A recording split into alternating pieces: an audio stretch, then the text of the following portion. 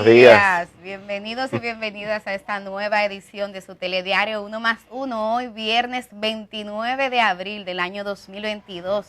Es un viernes social, Stalin Montero, porque cae en el marco de un feriado. Primero saludarte y presentar las excusas formales a Adalberto Grullón, que hoy no nos acompaña por compromisos familiares. Hola, Stalin.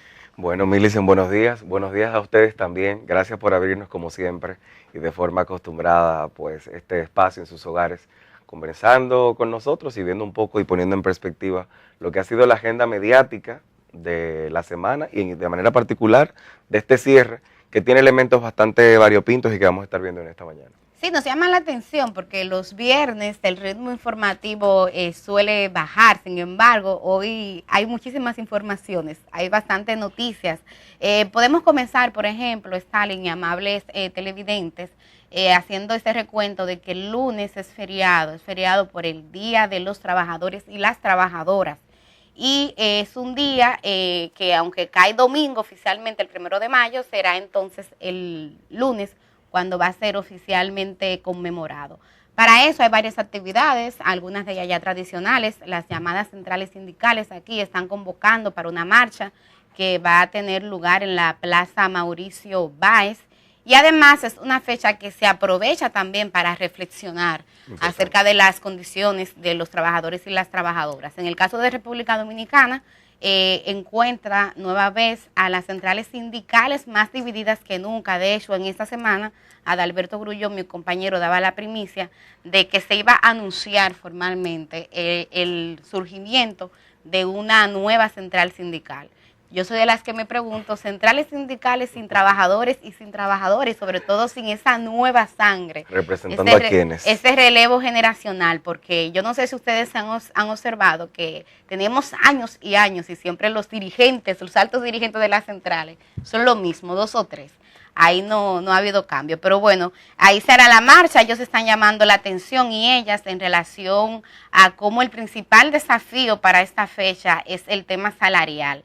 Hablan de que a pesar de que el gobierno ha aumentado el salario, recuerden que recientemente hubo uno y que de hecho lo ha venido haciendo de manera sectorial a médicos, a trabajadores de zona franca, el tema de la inflación que sigue todavía bastante alto, siendo República Dominicana el 4º país de América Latina que la tiene más alta, pues entonces dicen ellos que ha absorbido ese aumento salarial y que esa sería una de las principales demandas. Y no va a bajar porque la crisis internacional plantea que en los próximos, por lo menos en lo que resta de este año 2022, vamos a estar viendo durante el conflicto de Ucrania, que además en esta semana ha dado muestras de un repunte y de una agudización, pues va a ser así preocupante. Yo creo, sí, Milicen, importante también destacar el elemento de la libertad sindical en República Dominicana. Por un lado, ver el tema de la legitimidad y la representatividad, ¿no? De estas nuevas centrales, las históricas, que uno muchas veces se pregunta todavía con quiénes se aglutina, porque incluso nuestra generación no ha visto realmente con buenos ojos el elemento de organizarse. Ha costado mucho para que lo entendamos. Yo creo que ahí juega todo lo vivido por la generación anterior vinculado a las represiones, sobre todo en entornos laborales. Hoy día, indiscutiblemente, es más pertinente que nunca. Hemos visto casos vinculados con los trabajadores de los call centers recientemente, ¿no? El año pasado. Con la pandemia se aplacó un poco, pero en años anteriores habíamos visto un movimiento ahí que repuntaba. Y por otro lado, el tema también de las trabajadoras domésticas. A estos yo sumaría, que me parece de vital importancia, las condiciones de los trabajos que tienen condiciones bastante deplorables, como lo visto ante los ojos de toda la sociedad.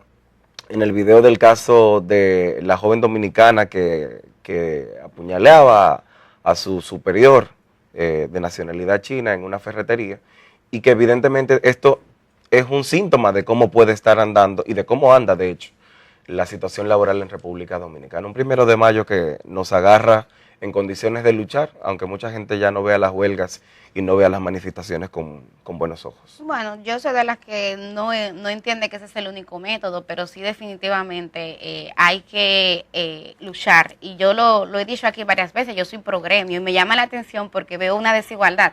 yo veo que los trabajadores y las trabajadoras, lamentablemente, aunque la Constitución lo establece, no se le permite, y a veces cuando tú en una empresa formas un gremio o un sindicato, entonces lo que hacen es que te despiden. Sin embargo, el sector empresarial aquí está muy bien articulado, está muy bien organizado, y qué bueno, muy bien por ellos, así deberíamos estar todos y todas. Tiene a la IRD, tiene al ANGE, hablábamos de la falta de relevo generacional en el caso de los trabajadores, pero el sector empresarial sí lo tiene. Bueno, ya para cerrar esta parte, solamente es decir que ahora mismo se está discutiendo, porque forma parte tanto de una comisión que hay en el Congreso Nacional, como también del diálogo del CES, una reforma a ese código laboral, y que yo espero que sea una reforma que en vez de quitar derechos, pues siga dando derechos. Ojalá marque una pauta de avanzada y no se vaya por el sendero del retroceso, como hemos visto en el caso de otras piezas. Yo creo que también importante para este fin de semana destacar un poco que sigue estando la convocatoria de la Feria del Libro, precisamente, en este interior. Y yo creo que también no podemos desaprovechar la oportunidad para hacer algunos señalamientos vinculados con la Feria del Libro. Por un lado, bueno, al final de cuentas, como prácticamente es una tradición, parece que no aprendemos de los errores del pasado. Quizás en esta gestión gubernamental, porque es la primera que organiza, le tocó asumir la presidencia en medio de la pandemia, el año pasado no se tuvo. Pero en esta ocasión comenzó tarde, todavía en el fin de semana, el domingo pasado, se visitaban y había muchos stands que no estaban instalados. Ha sido desproporcionada también, y hay que decirlo con precisión, la actitud en este caso, de muchos sectores vinculados a criticar de manera desmedida la figura de la ministra de Cultura, a mi juicio, sobre todo por temas vinculados con esos dolores que tiene la sociedad dominicana, vinculado con el tema de la anti-haitianidad. Veíamos grupos conservadores que de hecho agredieron a unos activistas que hicieron un boicot y un piquete por una escritora. Y llama la atención, sobre todo Millicent y ustedes televidentes, llama la atención sobre todo que estas críticas y estas movilizaciones se producen solamente hacia un sector de la extranjería. En este año, por ejemplo, la Feria del Libro está dedicada a la Unión Europea, que ni siquiera es un país, no, sino un conjunto. Y es un socio comercial importante para República Dominicana y es un aliado del desarrollo indiscutiblemente para República Dominicana. Sin embargo, no se percibe así, ni siquiera en términos literarios con el caso de Haití. Y lo otro sí tiene que ver, y ahí criticar Millicent, con métodos de censura al interior de la Feria del Libro. La respuesta gubernamental a las presiones de la sociedad no pueden ser limitar a grupos que históricamente han sido vulnerabilizados. A mí sí me parece que es importante, como en todas partes del mundo, que se den estos espacios de libertad de expresión en donde sectores de la sociedad puedan expresarse cuando tradicionalmente no tienen esa oportunidad. Pasó con el manifiesto feminista en la tribuna libre que se produjo y ha pasado con otros elementos. Ojalá las autoridades de la dirección de la Feria del Libro y del Ministerio de Cultura asuman que sí, que hay un costo político por abrir los espacios para los grupos vulnerabilizados y que siempre habrá una respuesta de presión y que uno no puede ladear la presión huyéndole o cerrándole las puertas a estos grupos que bien merecen tener un mayor nivel de representatividad. Bueno, es una lástima, hoy en la agenda de Uno más Uno, de hecho teníamos pautado una entrevista, ya sea con la ministra de Cultura, con el director de la Feria del Libro, porque queríamos conversar estos temas de primera mano. Sin embargo, eso fue imposible. Hoy la prensa recoge de manera formal bastante críticas que se han hecho. Ya antes había sido precedida por el caso de la historiadora Muquén Adriana San, que se había quejado de que tenía pautada una conferencia y que cuando fue al pabellón, en el pabellón ni siquiera tenían la información. Y hoy de manera formal en el periódico El Caribe sale una reseña donde el presidente de la Academia Dominicana de Historia, José Checo, también se queja mediante una carta que había enviado a la ministra de Cultura del desorden, la improvisación y la desorganización. Lamento, al igual que tú, que no tengamos pues una respuesta oficial, que no nos den la oportunidad de hacer las preguntas y obtener las debidas respuestas para tener esa crítica, como tú dices, que sea balanceada y que no sea exagerada. Pero bueno, Stalin y amables televidentes, hay otros temas. Comencemos, por ejemplo, un poquito a hablar de lo que pasó ayer en el PRM. Se cerró el plazo para la inscripción formal de quienes aspiran tanto a la presidencia como a la Secretaría General, y la sorpresa fue que Guido Gómez Mazara no inscribió su candidatura. Recuerden ustedes que entre los nombres de las personas que habían anunciado posibles aspiraciones estaba Guido, estaba también Eddie Olivares, estaba Ramón Alburquerque. Sin embargo, ayer cerró el plazo y la comisión organizadora que dirige de Línea Ascensión informaba que solamente se inscribieron José Ignacio Paliza y Carolina Mejía. En el caso de José Ignacio Paliza, que aspira nueva vez a la presidencia, lleva entonces como vicepresidente a Eddie Olivares. Entonces ahí se ve que hubo un acuerdo. También como primera vicepresidenta, doña Milagros Ortiz Bosch. ¿Qué me llama la atención de este tema? Bueno, llevo como una línea, veo que hay un consenso en relación a que tanto Paliza como Carolina mantengan los cargos de presidenta y secretaria general respectivamente, pero yo soy de las que me pregunto, ¿hasta qué punto le conviene al PRM que dos personas que tienen tantas responsabilidades en el tren gubernamental, tanto en el Poder Ejecutivo como en el caso municipal, que es el de Carolina, que es alcaldesa, hasta qué punto esto no incide o no repercute negativamente en un partido que tienen también que movilizarse, que tienen que organizarse, que tienen que tener vida propia? Y que no tienen estas próximas elecciones las condiciones que tenía para 2020, cuando ya tenía el país 3 años marchando a través de la Marcha Verde reclamando, con un modelo de gobierno del Partido de la Liberación Dominicana agotado, con una crisis política al interior del PLD también, que ayudó y que propició indiscutiblemente que esto ocurriese. Y en un momento, y hay que destacarlo, que a pesar de que no haya campaña electoral, partidos políticos como la Fuerza del Pueblo y como el mismo PLD están tirados a la calle, buscando y reconstruyendo sus fórmulas políticas. Yo ahí creo que es una desventaja. De Guido, podía utilizar la expresión que comúnmente escuchaba a mi abuela decir, de tanto nadar para parir ahogado en la orilla, pero con Guido yo creo que no se puede esperar menos. Me imagino que luego de esto habrá algún tipo de pronunciamiento de él, vinculado a que decidió no participar porque no fue una contienda abierta, porque no se abrió como efectivamente muchas de las bases del Partido Revolucionario Moderno han exigido. Que hay que decir, Millicent, también, que cuando uno ve prácticas como estas, recuerda las viejas prácticas negativas del Partido Revolucionario Dominicano, anterior fórmula política en la que hoy muchos se encuentran por el PRM, y que hace también que uno piense que qué tanto de moderno tiene realmente un partido con estas prácticas viejas. Bueno, Guido tal vez recuperará esa figura que el pueblo dominicano conoce, que es lo de matadero electoral, que tú recuerdas se usaba mucho en la historia política reciente, porque esta decisión de Guido está antecedida por una sentencia que tomó el Tribunal Superior Electoral en el que fallaba en contra de Guido. Guido demandaba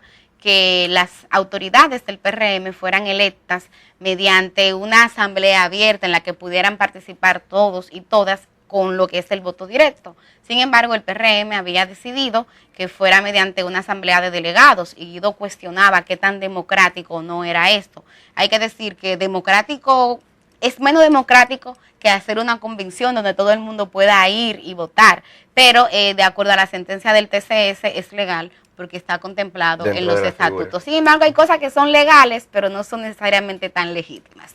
Pero bueno, Stalin, hay otros temas, si quieres puedes introducir lo de los choferes en la Charles de Gaulle. Bueno, la sociedad dominicana ha visto, los medios de comunicación así lo han reportado, y pareciera que el tema del transporte sigue siendo una horma de zapato muy apretado, y que a pesar de la voluntad y los anuncios y esfuerzos ingentes que han sido anunciados por el gobierno de Luis Abinader, no ha terminado todavía de poder dar al traste con una solución. Veíamos que el corredor de la Charles de Gaulle pudiera ser una alternativa a esto. Sin embargo, lo mismo que utilizabas como expresión recientemente, Millicent, lo aprovecho. Hay muchos elementos que son legales, pero a veces carecen de legitimidad.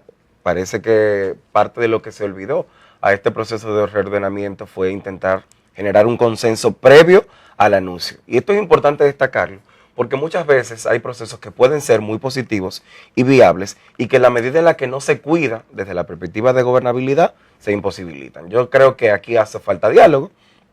Primero, hay que destacar que en el caso de los choferes ayer se manifestaron pacíficamente, se hicieron una marcha kilométrica, sin embargo no hubo elementos que pudieran decir que rompían el orden público.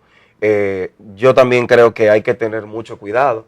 Históricamente, muchos sectores de poder en República Dominicana han utilizado marrullas, como decimos popularmente, para que se le peguen a sectores populares las cargas sociales y también las cargas de delitos de hechos no cometidos. Es una práctica que veíamos que cuando se quería desarticular, por ejemplo, una huelga o una manifestación, introducían a personas externas a estos grupos que generaban conatos, que generaban conflictos a lo interno, y eso utilizaban como medio de justificación para disolverlo o para ignorar sus demandas. Yo creo que pudiera ser esto, algo de lo que ha ocurrido en el corredor de la Charles de Gaulle con las pedradas.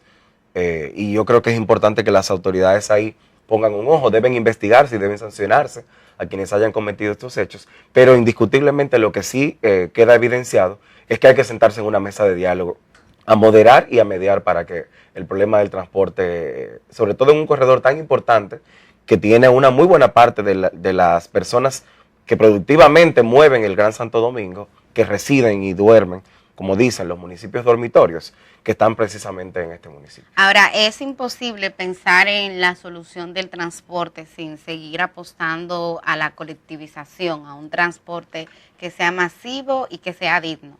El Banco Central, cuando mide el gasto de los hogares en República Dominicana, el transporte, Stalin, es el tercer elemento donde la familia dominicana más recursos gasta. Entonces, aquí hay que garantizarle a la gente que efectivamente pueda movilizarse y que lo pueda hacer de manera digna, porque muchas veces, en el caso de los llamados conchos públicos, que son, figura tú que has viajado tanto, creo que somos de los pocos países de América Latina. Son de las cosas pintorescas que los turistas vienen a ver. Que solamente se ven aquí, señor. Eso de que de un carrito, no, realmente, y yo aquí en Uno Más Uno ponía el caso de Madrid o el caso de Costa Rica, que es más cercano a nuestra realidad.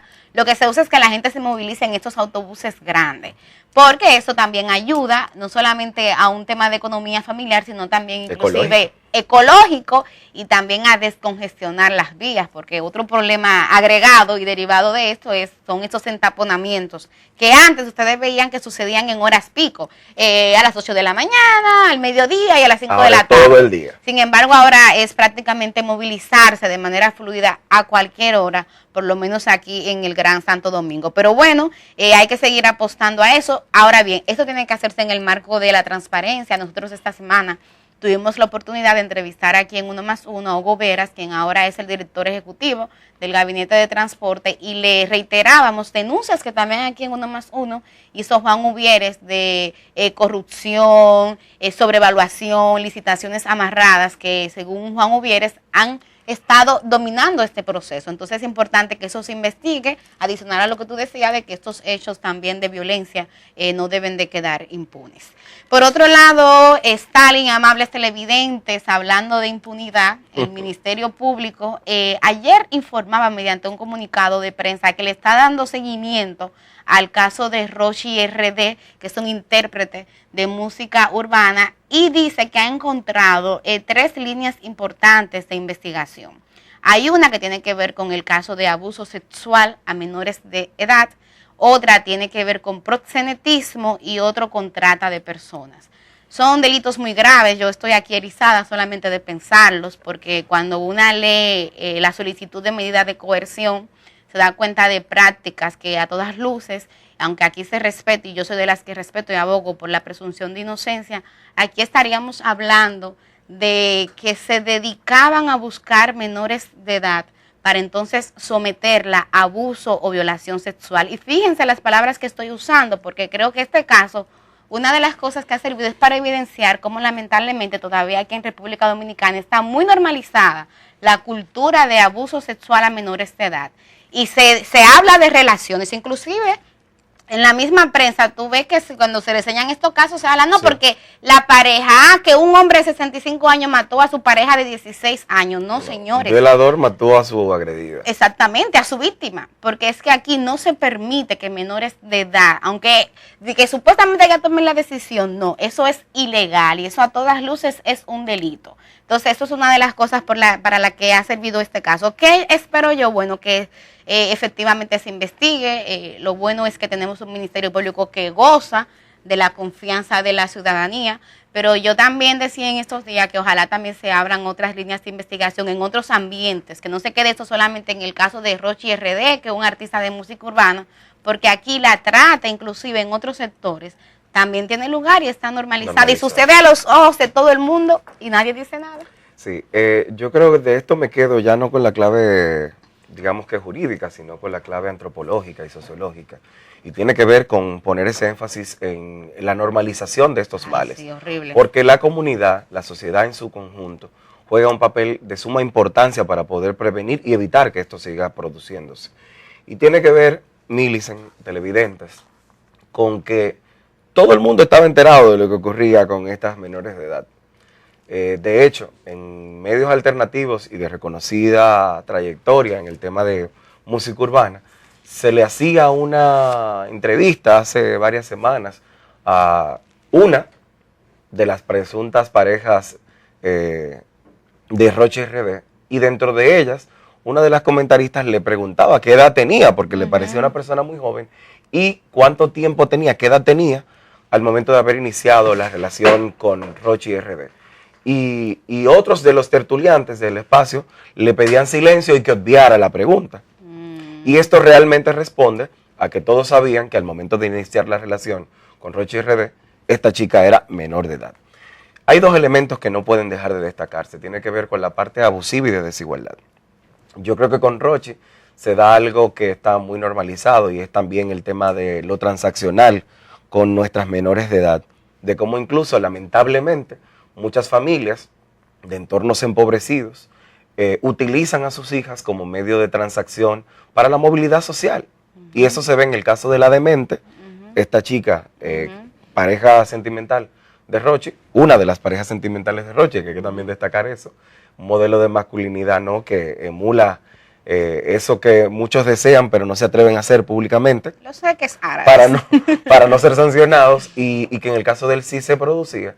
Y yo sí creo que hay que ponerle ojos de atención. Yo creo que estos casos, a pesar de que no me guste el término, son ejemplarizantes, creo que pueden mandar un mensaje y tienen una oportunidad, representan una oportunidad pedagógica para el Ministerio Público y también para las organizaciones e instituciones que velan por la protección de los derechos de las menores de edad y los menores en sentido general. Así es. Ya solamente para finalizar, porque ya nos está haciendo seña producción que tenemos que irnos, señalar, como parte también de ir desmontando esa cultura, agregar que el hecho de que se haya consentimiento supuestamente de la menor o supuestamente de los padres o las madres, o inclusive que se quiera aludir a esa figura de casarse para evitar el delito, para evitar que la persona vaya a la cárcel, como hubo un abogado de bastante renombre que hablaba públicamente de esa causa, nada de eso procede. Entonces, para que vayamos cambiando esos imaginarios. Bueno, ya como les advertíamos, se nos quedan otras noticias, lo del caso César el Abusador es uno de ellos, pero lo bueno es que vamos a hacer ahora una pausa y en su lugar le vamos a proponer que iniciemos entonces un diálogo, Stalin, con Juan Dionisio Rodríguez Restituyo. Él es diputado por el Frente Amplio, pero además es presidente de la Comisión Permanente de la Comisión de Derechos Humanos de la Cámara de Diputados. Como ustedes se imaginarán, hay mucho que conversar con él. Hay tela que cortar. Quédese con nosotros.